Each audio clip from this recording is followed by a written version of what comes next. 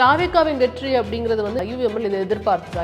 அவன் நம்ம எதிர்பார்க்கறது தான் ஒரு நிபந்தனையற்ற ஆதரவுங்கிறத தெரிவிச்சிட்டீங்க. ஆனா அமைச்சரவையில் இடம் பெறுவதை குறித்து நீங்க ஏன் தயக்கப்பட்டீங்க?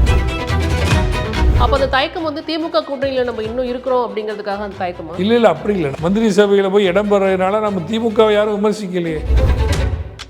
கரண்ட்லி இப்போ வந்துட்டு ஐயுஎம்எல் வந்து திமுக கூட்டணியில இன்னும் நீடிச்சிருக்கீங்களா? கூட்டணின்னு இப்போ ஒன்றும் கிடையாது. நிச்சயமற்ற சூழ்நிலை.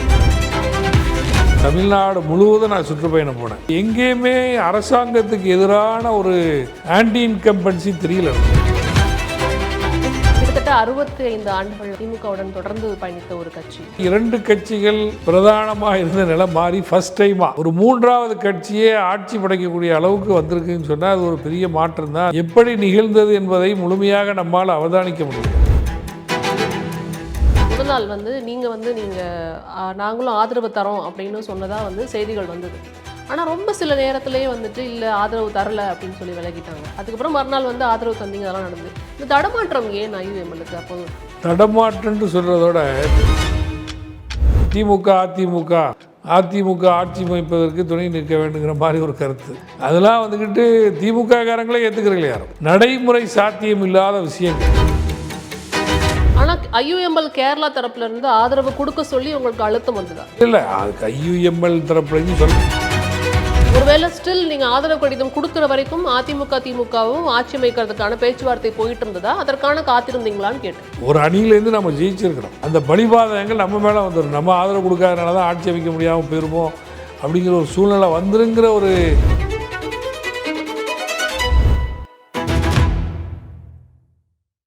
தி ஃபயர் மீடியா நேயர்களுக்கு வணக்கம். தற்போது நம்முடைய இந்திய யூனியன் முஸ்லீம் லீக் கட்சியின் மாநில பொதுச் செயலாளர் திரு முகமது அபுபக்கர் அவர்கள் தான் நினைச்சிருக்கிறாங்க.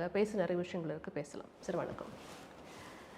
கிட்டத்தட்ட 65 ஆண்டுகளான பயணம் அப்படின்னு சொல்லலாம். திமுகவுடன் தொடர்ந்து பயணித்த ஒரு கட்சி. அது வந்து இப்போ இந்த 2026 தேர்தல் களம்ங்கிறது கொஞ்சம் வேறு மாதிரி தான் இருந்தது அப்படிங்கிறத பார்க்க முடிஞ்சது. முதல் முறையாக வந்துட்டு ஆட்சியில் பங்கு, ஒரு மினிஸ்ட்ரி வாங்கியிருக்கீங்க. இதெல்லாம் யோசிக்கும் போது எப்படி இருக்குது? நீங்கள் சொல்கிற மாதிரி இது 1965 பேரறிஞர் அண்ணா இருக்கும்போது தான் கூட்டணி கட்சிகளை சேர்க்கிற ஒரு முயற்சி நடக்கும்போது எங்களுடைய தலைவராக இருந்த காயிதே மில்லத் அவர்கள் அண்ணாவோடு கரம் சேர்த்து அதன் மூலமாக பல்வேறு கட்சிகள் சேர்ந்து ஒரு கூட்டணி தேர்தலில் களம் கண்டு 1967ஆம் ஆண்டு பேரறிஞர் அண்ணா அவர்கள் முதலமைச்சரானாங்க. தேர்தலுக்கு முன்னாடி பேசும்போதே அது ஒரு கூட்டணி மந்திரி சபைங்கிற அளவில் தான் பேசப்பட்டுச்சு. அதன் பிறகு தேர்தல் முடிவுகள் வரும்பொழுது திமுக பெரும்பான்மையான இடங்களில் வந்ததுனால அந்த நேரத்தில் இப்போது பல்வேறு கட்சிகளை சேர்த்தேன்னு சொன்னால் பல்வேறு திட்டங்களை எந்தளவுக்கு செயல்படுத்த முடியுங்கிற ஒரு சந்தேகம் இருந்ததுனால அந்த நேரத்தில் அண்ணா அவர்கள் கேட்டுக்கொண்டதற்காக காயிதே மில்லத் அவர்களும் ஏற்கனவே சொல்லப்பட்ட கூட்டணி மந்திரி சபைங்கிறத கூட தளர்த்திட்டு திமுக ஆட்சி உருவாகுவதற்கு துணை நின்றவர்கள். அப்படி தொடர்ந்து தேர்தல் களத்தை நாங்கள் சந்திச்சுக்கிட்டே இருக்கிறோம். மிகுதியான காலகட்டங்கள் ஒரு 90% நாங்கள் திமுகவோட தான் பயணிச்சிருக்கிறோம். திமுக பிஜேபியோடு சேரும்போது நாங்கள் சேரையில், இன்னும் சில காலங்களில் அவங்களோட இருக்கையில். மற்றபடிக்கு இப்போது என்னென்னு சொன்னால் இதுவரை 2 கட்சிகள் பிரதானமாக இருந்த நிலை மாறி ஃபஸ்ட் டைமாக தமிழ்நாடு அரசியலில் ஒரு 3வது கட்சியே ஆட்சி படைக்கக்கூடிய அளவுக்கு வந்திருக்குன்னு சொன்னால் அது ஒரு பெரிய மாற்றம் தான். அதுக்கு எப்படி நிகழ்ந்தது என்பதை முழுமையாக நம்மால் அவதானிக்க முடியல. அந்த நிலையில் தான் இந்த தேர்தல் முடிவுகள் வந்திருக்கின்றது. இந்த தேர்தலை பொறுத்த வரைக்கும் திமுக கூட்டணியில் நாங்கள் இடம் பெற்று 2 இடங்களில் போட்டியிட்டு 2 இடங்கள்லையுமே நாங்கள் வெற்றி பெற்றிருக்கின்றோம். அது ஒரு மகிழ்ச்சியான செய்தியாக இருந்தாலும் திமுக தலைவர் தளபதி மு க ஸ்டாலின் அவர்கள் தோல்வி அடைந்தது என்பது எந்த அரசியல் கட்சிகளும் ஏற்றுக்கொள்ள முடியாத ஒரு தீர்ப்பாக தான் தெரிகின்றது. மக்கள் என்ன கொண்டு இதை செய்திருக்காங்கங்கிறத போக இருக்கும். 3வது அணி இன்றைக்கி ஆட்சி அமைச்சிருக்காங்க. அமைச்சரவையில் இடம்பெற்ற பிறகு பல்வேறு விமர்சனங்களையும் திமுக கூட்டணி கட்சிகள் சந்தித்ததை பார்க்க முடிஞ்சிச்சு அப்படிங்கிறத பார்க்கலாம். ஆனால் அதுக்கு முன்னாடி சில கேள்விகள் இருக்குது. அதாவது தாவேக்கா ஆட்சி அமைக்கணுங்கிற உத்வேகத்தில் பல முயற்சிகளில் அவங்க ஈடுபட்டாங்க. அப்படி ஈடுபடும் பொழுது முதல் நாள் வந்து நாங்களும் ஆதரவு தரோம் அப்படின்னு சொன்னதாக வந்து செய்திகள் வந்தது. ஆனால் ரொம்ப சில நேரத்திலேயே வந்துட்டு இல்லை ஆதரவு தரலை அப்படின்னு சொல்லி விலகிட்டாங்க. அதுக்கப்புறம் மறுநாள் வந்து ஆதரவு தந்தீங்க, அதெல்லாம் நடந்து. இந்த தடமாற்றம் ஏன் ஐயுஎம்எல்லுக்கு? அப்போது தடமாற்றம்னு சொல்கிறதோட தேர்தல் முடிவுகள் உங்களுக்கு மே 4ஆம் தேதி வந்துச்சு. மே 4ஆம் தேதியிலிருந்து மே 9ஆம் தேதி வரை நாங்கள் எந்த முடிவும் எடுக்கலை. இந்த இடைப்பட்ட காலத்தில் 3 முறை திமுக தலைவரை முன்னாள் முதலமைச்சர் அவர்களை நாங்கள் சந்தித்து பேசியிருக்கின்றோம். அப்போ பல்வேறு கருத்துக்கள் பரிமாறப்பட்டன. கவர்னரும் மெஜாரிட்டியான தொகுதிகள் உள்ள எம்எல்ஏக்கள் ஆதரவு இல்லைன்னு சொன்னால் ஆட்சி அமைப்பதற்கு அழைக்க மாட்டேங்கிற மாதிரி அவர் சொல்லிட்டார். அவங்க வந்துக்கிட்டு ஃப்ளோர் டெஸ்ட் வச்சு இருக்கக்கூடிய கட்சிகள்லேயே பெரிய கட்சி ஏதோ அதை வச்சு நடத்தியிருந்தாங்கன்ற விஷயம் வேறு. அவர் அந்த 118 120 எண்ணிக்கையில் உள்ள எம்எல்ஏக்களுடைய பட்டியலை தந்தால் தான் அழைப்புன்னு சொல்லும் போது ஒரு பெரிய கன்ஃபியூஷன். இந்த நிலையில் தான் பல்வேறு கருத்துக்கள் திராவிட இயக்கத்தினுடைய மூத்த முன்னோடிகள் சில பேர் திமுக அதிமுக ஆட்சி அமைப்பதற்கு துணை நிற்க வேண்டுங்கிற மாதிரி ஒரு கருத்து. அதெல்லாம் வந்துக்கிட்டு திமுககாரங்களே ஏற்றுக்கிறீங்களே யாரும். திமுகவில் இந்த மாதிரி கருத்துக்களை சொல்லும் போது அதை ஏற்றுக்கிறீங்களா, அது பிறகு வேறு யாரையோ முதல்வர் ஆக்கணும் அப்படிங்கிறதெல்லாம் வந்துக்கிட்டு நடைமுறை சாத்தியம் இல்லாத விஷயங்கள். இல்லை, இது நம்ம கொஞ்சம் ஓப்பனாகவே பேசலாம் இல்லையா? இப்போ திமுக அதிமுக சேர்ந்து ஆட்சி அமைக்க போகுது, அதாவது அதிமுக வந்துட்டு ஆட்சியில் இருக்கும், திமுக வெளியிலேருந்து சப்போர்ட் பண்ணுங்கிற மாதிரியான பேச்சுக்கள் நடந்ததுங்கிறது பல்வேறு கட்டத்தில் வந்து பல்வேறு தலைவர்கள் உறுதிப்படுத்தியிருக்கிறாங்க. ஆனால் யார் உங்ககிட்ட பேசுனாங்கிறது தெரிஞ்சுக்கலாம். அதாவது இந்த கருத்து சொல்லப்பட்டதுங்கிறது திராவிட இயக்கத்தினுடைய முன்னோடிகளாக இருக்கிறாங்களா இல்லையா, அந்த பெரியவங்க சொன்னதாக தான் சொல்லப்பட்டுச்சு. புரியுதா உங்களுக்கு? இந்த மாதிரி கருத்துக்கள் அவங்க அங்கேயே அதை ஒரு கருத்து அவங்க கலந்தாலோசனையிலேயே அது அடிபட்டு போச்சு. அது நடைமுறை சாத்தியம் இல்லைங்கிறத அந்த கட்சிகளில் உள்ளவங்களே எதிர்க்க ஆரம்பிச்சிட்டாங்க. அப்போ இதெல்லாம் நாங்கள் 9ஆம் தேதி வரைக்கும் நாங்கள் என்ன நடக்குங்கிறத அப்சர்வ் பண்ணிக்கிட்டு தான் இருந்தோம். 10ஆம் தேதிக்குள்ளே மேதக ஆளுநரத்திட்ட அந்த ஆதரவு கடிதத்தை கொடுக்கலன்னா கவர்னர் ஆட்சி வந்துடும். கவர்னர் ஆட்சிங்கிறது பிஜேபி ஆட்சி என்ற நிலையில் தான் நாங்கள் ஆதரவு கம்யூனிஸ்ட் இயக்கங்கள் கொடுத்த மாதிரி நாங்களும் ஒரு ஆதரவு கொடுக்க போகிறோங்கிற தவிர நாங்கள் திமுக தலைமையில் சொல்லிட்டு தான் சேர்ந்தோம். இல்லை, ஒரு கட்டத்தில் வந்து ஐயுஎம்எல்லுடைய 2 எம்எல்ஏக்கள் ஆதரவு தேவைப்படாமல் போனது. திருமாவளவன் அவர்கள் வந்துட்டு இருந்தால் போதும் அப்படிங்கிற மாதிரியே இருந்தது. அவங்க தரப்புலேருந்து ஆதரவும் வந்துடுச்சு. அது ஒரு பக்கம் இருக்கட்டும். ஆனால் திருமாவளவன் அவர்கள் வந்து முதல்வராக ஆகட்டும், அவங்க அது மூலமாக வந்து ஆட்சி அமைக்க வாய்ப்பு இருக்குது, இப்படிலாம் பேச்சுவார்த்தை போனதுன்னு இந்த பேச்சுவார்த்தையும் நடந்துச்சு. அவர் எம்எல்ஏவாக இல்லாதவர், அவர் கட்சியில் 2 எம்எல்ஏக்கள் தான் இருக்கிறாங்க. முதலமைச்சராகிறது எப்படி நடைமுறை சாத்தியங்கிறது அப்போவுமே அது பேச்சுவார்த்தையிலே சொல்லப்பட்ட விஷயங்கள் தான். அதுபோக நாங்கள் வந்துக்கிட்டு நாங்கள் வாலண்டரியாக போய் ஆதரவு கொடுக்கல. எங்கள் அலுவலகத்திற்கு தாவேகாவினுடைய மூத்த தலைவர்கள், இப்போ அமைச்சராக இருக்கக்கூடிய அருண்ராஜ் அவர்கள், அதே போன்று பல்வேறு தலைவர்கள் எங்களை வந்து பார்த்தாங்க. முஸ்தபா எம்எல்ஏ அவர்கள், அதே போன்று செங்கோட்டையான கடைசியாக வந்தார் நிர்மல்ராஜ், இப்போ நிர்மல்குமார் இப்போ அமைச்சராகிட்டார் இல்லையா, அவங்கெல்லாம் எங்ககிட்ட வந்தாங்க. தொடர்ந்து 3 நாளாக வந்துக்கிட்டே இருக்கிறாங்க. எங்களுக்கு ஆதரவு கொடுங்கன்னு வந்தாங்க. அந்த அடிப்படையில் தான் எங்களுடைய ஆதரவு இருந்தால் தான் கம்ஃபர்டபுள் மெஜாரிட்டி இருக்கும். ஆனால் ஐயுஎம்எல் கேரளா தரப்புலேருந்து ஆதரவு கொடுக்க சொல்லி உங்களுக்கு அழுத்தம் வந்ததா? இல்லை, அதுக்கு ஐயுஎம்எல் தரப்புலேருந்து சொல்லப்பட்டது. கேரளாவில் எங்களுடைய அகில இந்திய பொலிட்டிக்கல் அஃபேர்ஸ் கமிட்டியினுடைய தலைவராக இருப்பவர் செய்து சாதிக் அலி சிஹாப் தங்கள். அதே மாதிரி அங்கே இப்போ தேசிய பொதுச் செயலாளர் PK குஞ்சாலிக்குட்டி, அவர் இன்றைக்கி அமைச்சராக இருக்கார். கேரளாவில் முதலமைச்சருக்கு அடுத்த ரேங்கில் அவர் தான் இருக்கார். அவரும் அதை கருத்தை சொன்னாங்க. ஏன்னா ஒரு ஆட்சி அமையாமல் போயிட்டேன்னு சொன்னால் சரியாக இருக்காது, திருப்பி தேர்தலை சந்திப்பதற்கு யாரும் தயாராக இல்லை. அதே மாதிரி ஒரு கவர்னர் ஆட்சின்னு வந்துட்டால் பிஜேபிக்கு இடம் கொடுத்தது ஆகிரும். தாவேகாவை வந்துக்கிட்டு சீஃப் மினிஸ்டர் கேண்டிடேட்டாக இருக்கிறவர் ஒரு கிறிஸ்டின் மைனாரிட்டி. ஏன்னா அங்கே வந்துக்கிட்டு முஸ்லீம்களும் கிறிஸ்தவர்களும் இணக்கமாக கேரளாவில் வாழ்கிறதுனால அதெல்லாம் அங்கே எஃபெக்ட் ஆகுமோ அப்படிங்கிற ஒரு எண்ணத்தில் ஒரு ஆட்சி அமைவதற்கு துணை நிற்க வேண்டும் தான் அவங்களும் சொன்னாங்க. இங்கே நம்ம திமுக தலைவர் மு க ஸ்டாலின்னு சொன்னார், பெரும்பான்மையாக இருக்கக்கூடிய கட்சியை அழைச்சி நீங்கள் ஆட்சி அமைக்கிறதுக்கு உறுதுணை புரியுங்கன்னு கவர்னருக்கு அவரும் சொல்லாமல் செய்தார். இதெல்லாம் கருத்தில் கொண்டு தான் எங்களை வந்து திருப்பி பார்த்தாங்க.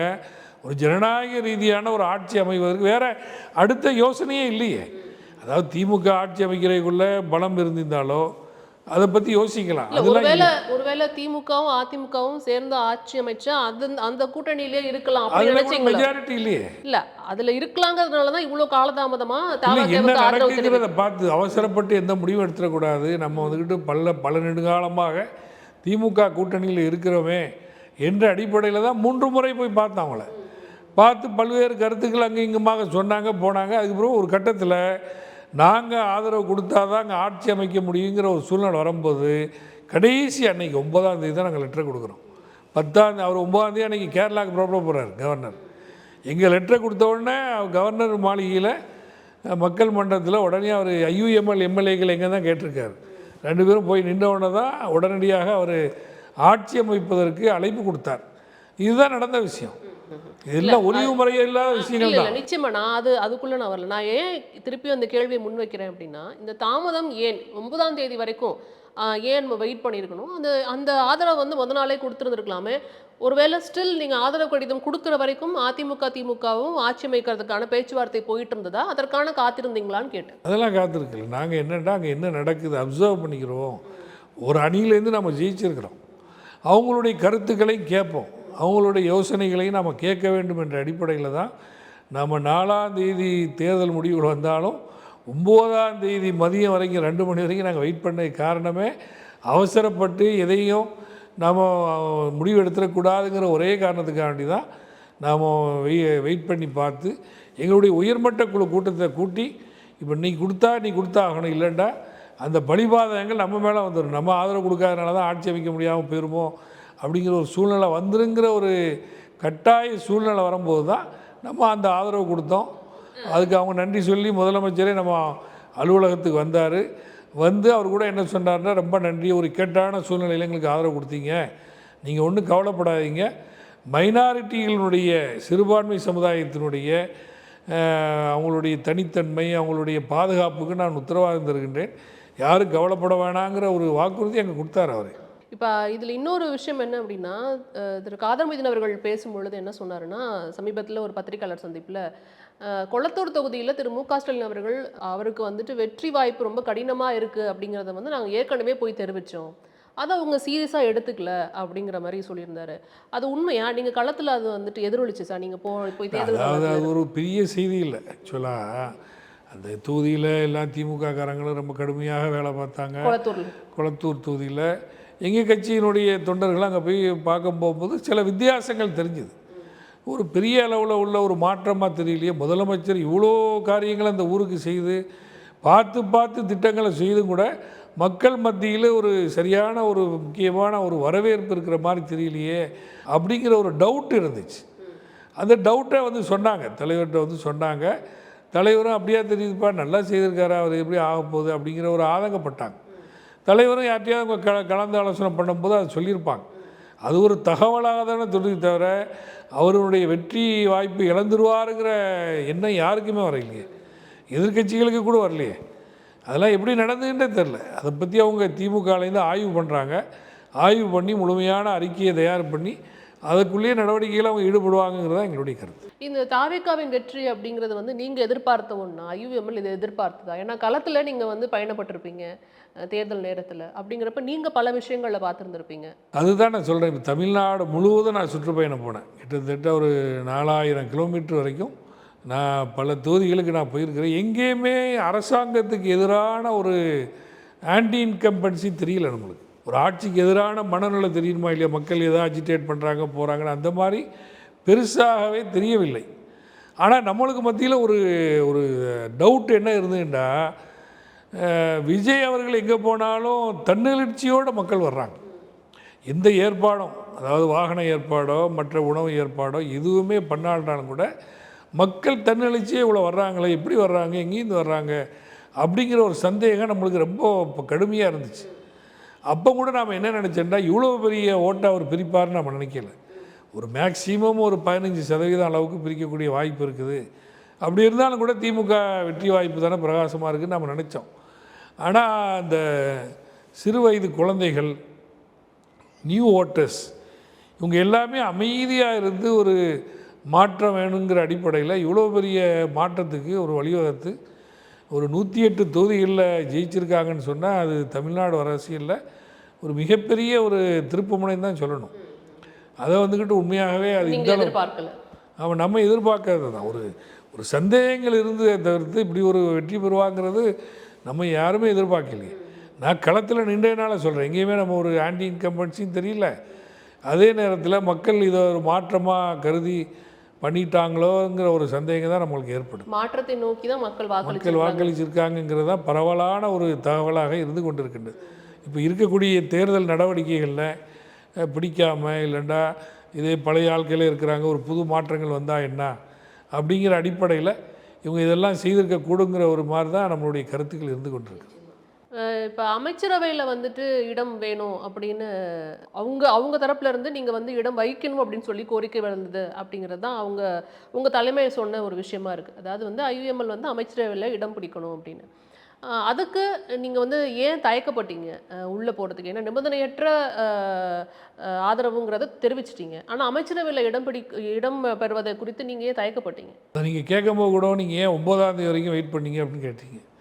இப்போ என்னண்டா இப்போ பல்வேறு கருத்துக்களை சொன்னாங்க. அதிமுக ஆட்சி அமைக்கும் மற்றவங்க சப்போர்ட் பண்ணுங்கன்னு சொல்லும்போது நாங்கள் கருத்தில் கொண்டது, பிஜேபியோட அதிமுக கூட்டணி வச்சு பிஜேபியினுடைய எல்லா சட்டங்களையும் ஆதரித்து அதிமுகவை நம்ம எப்படி ஆதரிக்க முடியும்? அது வாய்ப்பே இல்லையே. அதனால தான் அதில் நம்ம முரண்பட்டு ஒரு முடிவு எடுத்தோம். அடுத்தது ஆட்சியில் பங்குக்கு வாங்கன்னு சொல்லி அவங்களே வாலண்டியாக கூப்பிட்டாங்க. பல பேர் வந்து சொன்னாலும் கூட நம்ம கேட்கல. கடைசியாக அவங்க அமைச்சர் ஆதவ் அர்ஜுனே ஓப்பனாக ஸ்டேட்மெண்ட் கொடுத்து இந்த ஆட்சியில் ஐயுஎம்எலும் விசிகாவும் சேரணும் அப்படின்னு ஓப்பனாக ஒரு அப்பீல் கொடுக்கும்போது தான் சமுதாயத்தில் பல்வேறு தரப்பில் உள்ளவங்க, எங்கள் முஸ்லீம் சமுதாயத்தில் உள்ள பல்வேறு ஜமாத்தினர்கள், அதே மாதிரி அங்கே சமுதாய புரவலர்கள் என்று சொல்லக்கூடியவங்க தமிழ்நாட்டில் பல பகுதிகளில் இருந்து, அது வெளிநாடுகளில் இருந்தும், அதே மாதிரி பல்வேறு சமுதாய மக்கள், கிறிஸ்துவ சமுதாய மக்கள், பல்வேறு மக்களும் நீங்கள் ஏன் அந்த வாய்ப்பை அவங்க ஓப்பனாக அவங்கள கூப்பிட்றாங்களா இல்லையா, அவங்க அதன் மூலமாக பல்வேறு நன்மைகளை இந்த சமுதாயத்துக்கும் செய்ய முடியும், நாட்டுக்கும் செய்ய முடியுமே. வெளியில் நீங்கள் இருந்து கோரிக்கைகளை வச்சு நிறைவேற்றதை விட உள்ளே இருந்து நீங்கள் ஒரு செய்யக்கூடிய ஒரு வாய்ப்பு உங்களுக்கு கிடைக்குத, நீங்களாக கேட்கல அவங்களா தானே உங்களை கூப்பிட்றாங்க அப்படிங்கிற அடிப்படையில் தான் கடைசியில் வேறு எந்த வாய்ப்பும் இல்லை. இந்த ஆட்சி அமையணும், இந்த ஆட்சிக்கு துணை நிற்கணும்.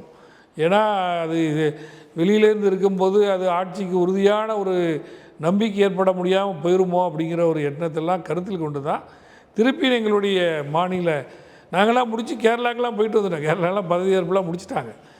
அங்கேயும் திருப்பி சொன்னாங்க. இவங்க எல்லாரும் சொல்லும்போது தான் சரி, இதை நம்ம புறக்கணிக்கக்கூடாது.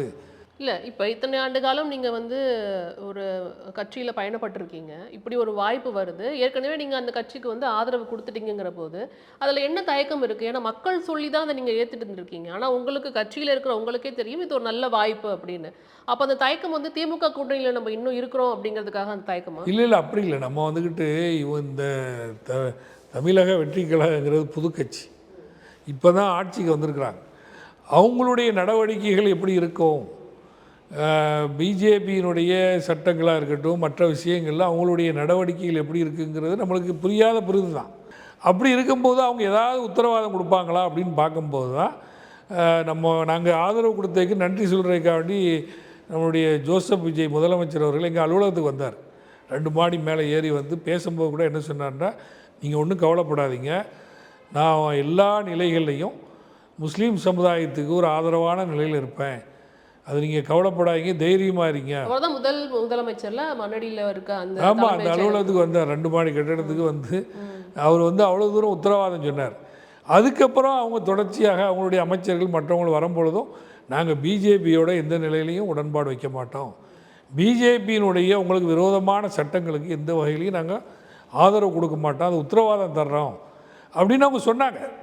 அந்த அடிப்படையில் தான் நாங்கள் தயங்கி கடைசி இந்த உத்தரவாதம்லாம் கொடுத்ததுக்கப்புறம் தான் நாம் இனிமேலும் காலம் தாமதிக்க வேணாம், ஒரு வாய்ப்பு வந்திருக்குது, காகிதே மில்லத்தவர்கள் கண்ட கனவு. அதனால் நம்ம திமுக கூட்டணியில் இருந்து இப்போ இவங்களுக்கு கூட்டணியில் போய் நம்ம மந்திரி சபையில் போய் இடம் பெறதுனால நம்ம திமுகவை யாரும் விமர்சிக்கலையே, நம்ம யாரும் விமர்சிக்கல. திமுகவில் எவ்வளோ நன்மைகள் செய்திருக்கிறாங்க. புது கட்சி என்ன நிலைப்பாடில் இருக்கிறாங்கங்கிற ஒரு சந்தேகம் இருந்ததுனால தான் நீங்கள் டைம் எடுத்துக்கிட்டதா சொல்றீங்க. ஆனால் இடதுசாரி கட்சிகள் வந்துட்டு அதிமுக திமுக கூட்டணி பேச்சுவார்த்தை நடத்தினாங்கன்னு தெரிஞ்ச உடனே அவங்க வெளியில் வந்து நிபந்தனையற்ற ஆதரவை கொடுத்துட்டாங்க. ஆனால் நீங்கள் ஏன் தயக்கம் காமிச்சிங்க? இப்போ அதிமுக திமுக கூட்டணி வச்சா அதிமுக பிஜேபியோட கூட்டணியோட தான் தேர்தலை சந்திச்சிச்சு. அப்போ இமீடியட்டாக நீங்களும் இடதுசாரிகள் போல ஒரு முடிவு எடுத்துருந்துருக்கலாமே. ஒரு நாள் தானே, ஒரு நாள் ரொம்ப நாள் எடுக்கல. நாங்கள் கூட்டத்தை கூப்பிட வேண்டியிருந்துச்சு. நான் கேரளாவில் மந்திரி சபை பதவியேற்பு விழாக்கெல்லாம் போக வேண்டிய ஒரு சூழ்நிலை இருந்ததுனால எல்லோரும் இங்கே வரணுமா இல்லையா, 2 பேரும் கூடி பேசுகிறது இல்லையே. எங்களுடைய மாநில உயர்மட்ட குழு கூட்டத்தை போட்டு பண்ணுறதுனால தான் ஒரு நாள் டிலே, பெருசாலாம் நாங்கள் டிலே பண்ணல. இல்ல அவங்கள விட நீங்க தான் அதுல தீவிரமா இருப்பீங்கங்கிறது தெரிஞ்ச விஷயம். இந்திய ஐயுஎம்எல் தான் வந்துட்டு பாஜக எதிர்ப்பு நிலையில தீவிரமா இருப்பீங்க. அப்படிங்கிற பட்சத்துல இந்த பேச்சுவார்த்தை நடக்குதுன்னு தெரிஞ்ச உடனே நீங்க இந்த முடிவு எடுத்திருந்திருக்கலாமே. அதாவது அதுக்கு டிலேக்கு காரணமே கூட்டத்தை கூட்ட வேண்டிய ஒரு சூழ்நிலை. கேரளாவில் ஆனா இடதுசாரிகள் தான் வந்துட்டு முன்னின்றாங்க அந்த முடிவுல. இல்லை அவங்க எடுத்தாங்க. நம்ம திமுகவே அதை தடை பண்ணலையே, நீங்கள் எடுக்கக்கூடாதுன்னு சொல்லலையே. திமுக தலைவரே உங்களுக்கு தளபதி ஸ்டாலின் அவர்கள் நீங்கள் கவர்னருக்கே வேண்டுகோள் தானே விடுத்தார். இல்ல அது வந்து இது நடக்காதுன்னு தெரிஞ்சதுக்கு அப்புறம் தான் அந்த வேண்டுகோள் வந்துட்டு விடுத்தார். ஏன்னா எடுத்த எடுப்புலயே அவர் அதை சொல்லலைங்கிறதையும் நம்ம பார்க்க வேண்டியது இருக்கு. ஏன்னா கடைசி நேரத்துல இது நடக்காது, அதிமுகவும் திமுகவும் சேராதுங்கிற ஒரு நிலை வந்ததுக்கு அப்புறம் தான் திரு மு க ஸ்டாலின் அவர்கள் வந்து ஆளுநருக்கு அந்த கோரிக்கையை வச்சார். அதுவும் என்ன சொன்னார்னா தாவேக்காவை ஆட்சி அமைக்க அழைக்கணும் அப்படின்னு சொல்லலை, அதிகமாக எண்ணிக்கை உள்ள கட்சியை வந்து ஆட்சி அமைக்க அழைக்கணும் அப்படின்னு தான் சொன்னார்.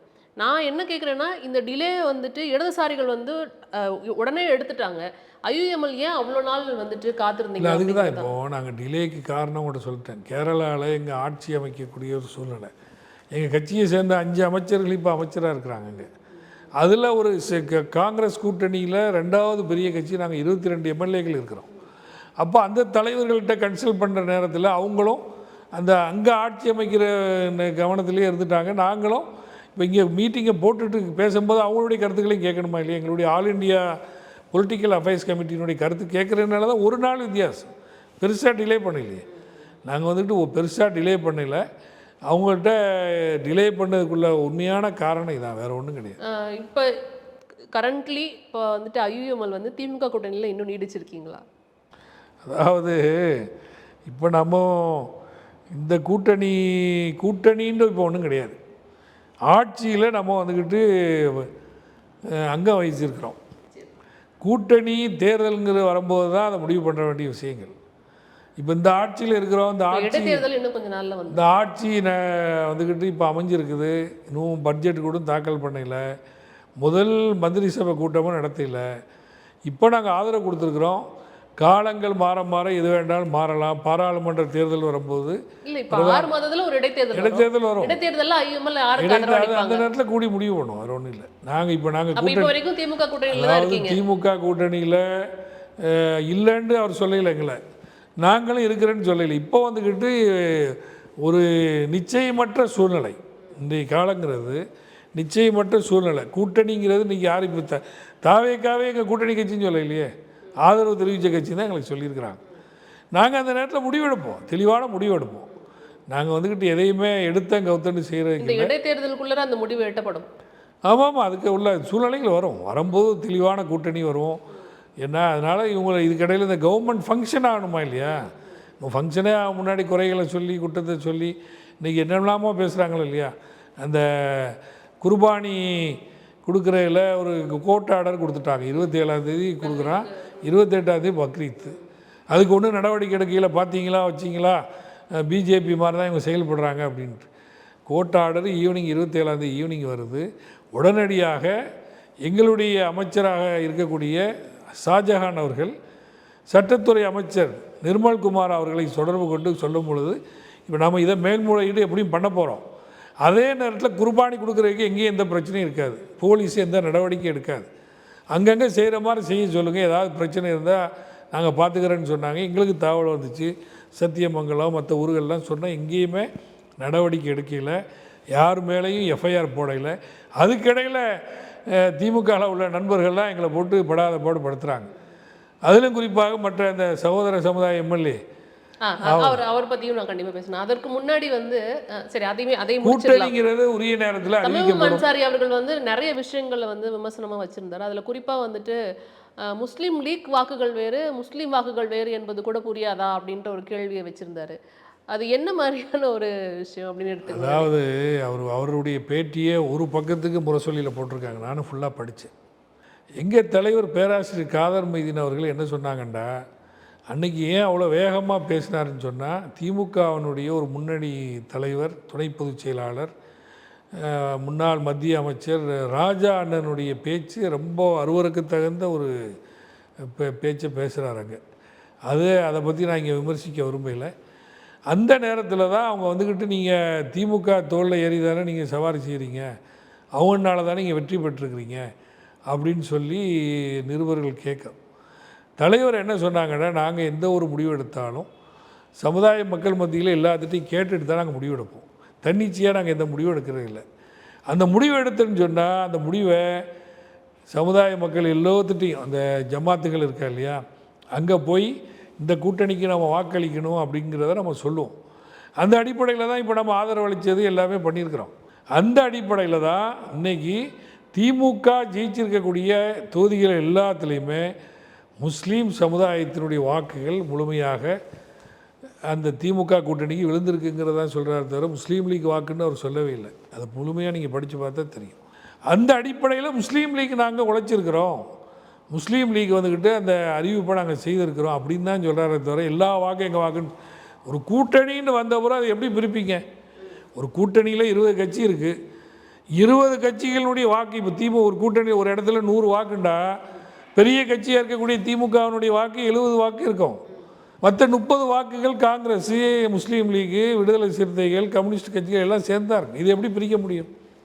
எல்லாரும் சேர்ந்து வாக்களித்து தான் ஜெயிக்க வச்சுருக்காங்க. இப்போ இவங்க ஜெயிச்சிருக்கக்கூடிய ஏரியாக்களை நீங்கள் பார்க்கும்போது முஸ்லீம் சமுதாயத்தினுடைய வாக்குகள் 90% திமுகவுக்கு விழுந்திருக்கு. இது நாங்கள் மட்டும் சொல்லலை, திமுகவில் உள்ள முன்னணி தலைவர்களே சொன்னாங்க. பல தலைவர்கள் எங்ககிட்டே சொன்னாங்களே, அதுதான் எங்கள் தலைவர் சொன்னார். இதை புரிஞ்சுக்கிறாமல் சகோதரர் தமீமுல் அன்சாரி அவர் எங்கள் தலைவரை பற்றி நான் கடும் கண்டனம் தெரிவிக்கிறேன் போகிறேன்னு சொல்கிறேன். இவர் சொல்கிறதுக்கு என்ன தகுதி இருக்குது இவருக்கு? அவருடைய வயசுக்கும் ஒரு வயசுக்குமே வித்தியாசம் இருக்குது. 87 வயசு எங்கள் தலைவர். அது போக அவர் வந்துக்கிட்டு நாங்கள் தனி சின்னத்தில் நின்று ஜெயிச்சிருக்கிறோம். ஏனி சின்னே எங்கள் சின்னம். தமீமுல் அன்சாரியினுடைய கட்சி மனிதநேய மக்கள் கட்சி, மனிதநேய ஜனநாயக கட்சி இருக்கா இல்லையா, இந்த கட்சிகள் 2007ஆம் ஆண்டு ஆரம்பிக்கும் போது என்ன சொன்னாங்கன்னா, முஸ்லீம் லீக்குக்கு மாற்றமான ஒரு மாற்றுன்னு நீங்கள் சொல்லி ஆட்சி வந்தீங்க இல்லையா, மாற்றாக நாங்கள் உருவாக்குகின்றோம். ஏன் உருவாக்குறேன்டா, தனி அடையாளத்தை இழக்க மாட்டோம், ஒற்றை இலக்கில் சீட்டு வாங்க மாட்டோம், கோபாலபுரமும் போயஸ் தோட்டமும் அந்த எங்களுடைய ஆஃபீஸ் வடமரைக்கார் தெருவுக்கு தான் வரணும்னு சொல்லி 2007 ஆரம்பித்தாங்க. ஆரம்பித்து நீங்கள் என்ன பண்ணீங்க? தமீமுல் அன்சாரி 2016லேருந்து 21 வரைக்கும் என்னோட சட்டமன்றத்தில் எம்எல்ஏ இருந்தார். நான் ஏனி சின்னத்தில் ஜெயிச்சு முஸ்லீம் லீக் எம்எல்ஏ இருந்தேன். தமீமுல் அன்சாரி அதிமுகவினுடைய ரெட்டலை சின்னத்தில் ஜெயிச்சு எம்எல்ஏ இருந்தார். எம்எல்ஏ இருந்தீங்க.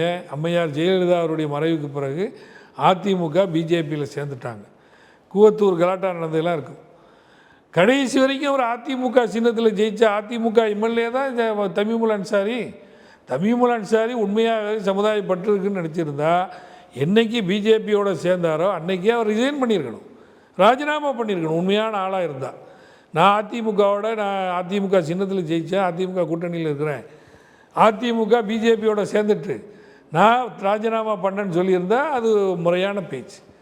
அன்றைக்கி அதெல்லாம் முடிச்சுட்டு 5 வருஷம் முழுமையாக பிஜேபி அதிமுக கூட்டணியினுடைய எம்எல்ஏவாகவே இருந்து கொண்டு எல்லாத்தையும் என்னென்ன சலுகைகளை பெற முடியுமோ எல்லாத்தையும் பட்டுட்டு இன்றைக்கி என்ன சொல்கிறாரு, எங்கள் தலைவரை விமர்சிக்கிறார். இன்றைக்கி நீங்கள் எந்த கட்சி எம்எல்ஏ? உதயசூரியன் சின்னத்தில் வெற்றி பெற்றவர் தான் தமீமுல் அன்சாரி அவர்களும் அவருடைய பழைய தலைவர் ஜவாஹிருல்லா சாஹிபும். எந்த நோக்கத்துக்கு நீங்கள் கட்சி ஆரம்பிச்சிங்க? தனி அடையாளத்தை இறந்துட்டீங்க.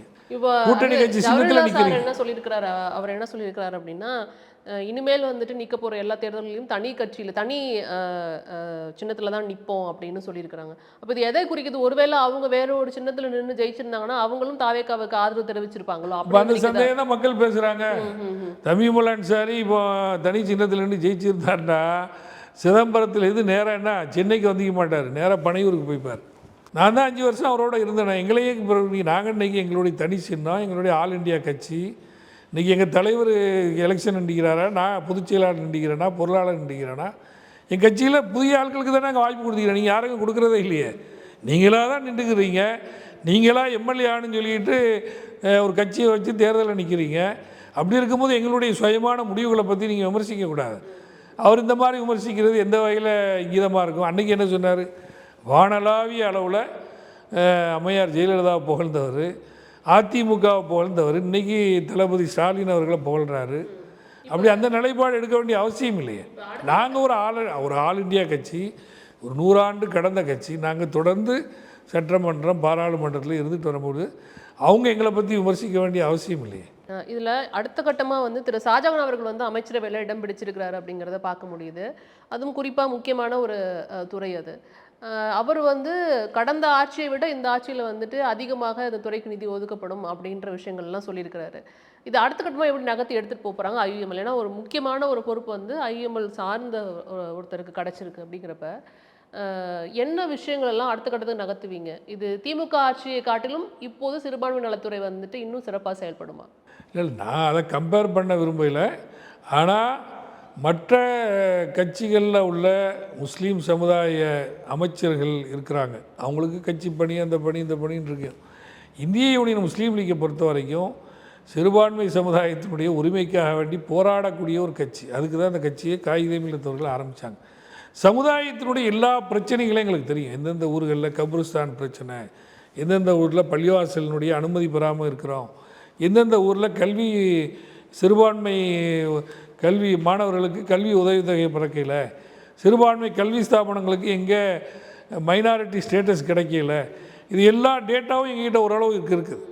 எனவே இந்த விஷயங்களை விரைவாக நிறைவேற்றக்கூடிய ஒரு பணியை கடந்த இத்தனை வருட திராவிட கட்சிகளோட ஆட்சியில் இது நடக்கலைங்கிறீங்களா? இல்லை, நடக்கலன்னு சொல்ல மாட்டேன். நாங்கள் கொஞ்சம் வேகமாக செய்ய முடியும். அதை பற்றிய முழுமையான விவரங்கள் எங்கிட்ட இருக்கிறதுனால எங்களுடைய அமைச்சராக இன்றைக்கு பொறுப்பேற்றிருக்கக்கூடிய ஷாஜகான் அவர்களும், எங்களுடைய சட்டமன்ற உறுப்பினராக இருக்கக்கூடிய வாணியம்பாடி தொகுதி சையத் ஃபாரூக் அவர்களும் நிலுவையில் இருக்கக்கூடிய பல்வேறு பிரச்சனைகளை போராடி இந்த ஆட்சியிலே நிறைவேற்றுவதற்கு உண்டான பணிகளை துவங்கிவிட்டார்கள். என்னென்ன பிரச்சனைங்கிறத நாங்கள் லிஸ்ட் அவுட் பண்ணி முதலமைச்சர்கிட்ட கொடுக்க போகிறோம். கொடுத்துட்டு அந்த வேலைகளை எல்லா மாவட்டங்களுக்கும் போய் அதை கண்டறிஞ்சு செயல்படுவதற்கு உண்டான திட்ட நடவடிக்கைகளை எல்லாத்தையுமே வகுக்கப்பட்டிருக்கின்றது. அந்த 5% இடஒதுக்கீடு அப்படிங்கிறதையும் வந்து அதையும் முயற்சி பண்ணி அதையும் வலியுறுத்துவோம். ஏற்கனவே எங்கள் மாநாட்டில் போட்ட தீர்மானம், விரைவிலேயே உங்களுக்கு மக்கள் தொகை கணக்கெடுப்பு எடுக்க போகிறாங்க.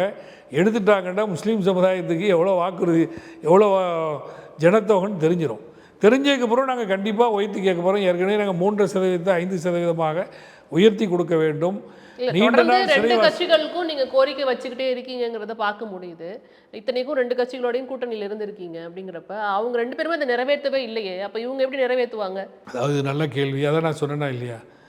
அதாவது மற்றவங்கள்ட்ட சொல்லி சொல்லி கொஞ்சம் நிறைவேறி கொஞ்சம் நிறைவேறாமல் இருக்கிறதுக்கும், நாங்களே நிறைவேற்றக்கூடிய இடத்துல இருக்கும்போது அதை எவ்வளோ துரிதமாக நிறைவேற்ற முடியுங்கிறது தான் வித்தியாசம். இதுக்கு தான் நாங்கள் இன்றைக்கி கூட்டணி மந்திரி சபையில் இடம்பெற்றிருக்கிறோம். நிறைவேற்றக்கூடிய இடத்துல அமைச்சர் இருக்கிறார். அமைச்சர் செய்ய வேண்டிய காரியங்களை யார்ட்டையும் கேட்க வேண்டிய தேவையில்லையே. சிறுபான்மை நலத்துறை அமைச்சர்னால என்னென்ன செய்ய முடியுமோ அவர் கையெழுத்து போட்டுக்கிட்டே இருப்பார். கேட்க வேண்டிய அவசியம் இல்லை, அதை செய்வார் கண்டிப்பாக. அதுக்குள்ள வேலைகளை ஆரம்பிச்சிட்டாங்க, அந்த பணிகள்லாம் நடக்குது. முதலமைச்சர்கிட்ட முக்கியமான 10 கோரிக்கைகளை நாங்கள் கவனத்துக்கு எடுத்து செல்ல இருக்கின்றோம். ஓரிரு தினங்களில் அவரை சந்திப்பதற்கு நாங்கள் நேரத்தை ஒதுக்கி தர கேட்டிருக்கின்றோம். இடஒதுக்கீடு உயர்வு, அதே மாதிரி வழிபாட்டு ஸ்தலங்களை துவங்குவதில் உள்ள சட்ட சிக்கல்களை போக்க வேண்டும். அதே மாதிரி எங்களுக்குள்ள அடக்க ஸ்தலங்களுக்கு இடம் இல்லாமல் கஷ்டப்படுகின்றோம். ஒதுக்கப்பட்ட இடங்களும் கூட விரைவாக கிடைக்கக்கூடிய சூழ்நிலைகளுக்கு அதிகாரிகள் ஒத்துழைப்பதில்லை.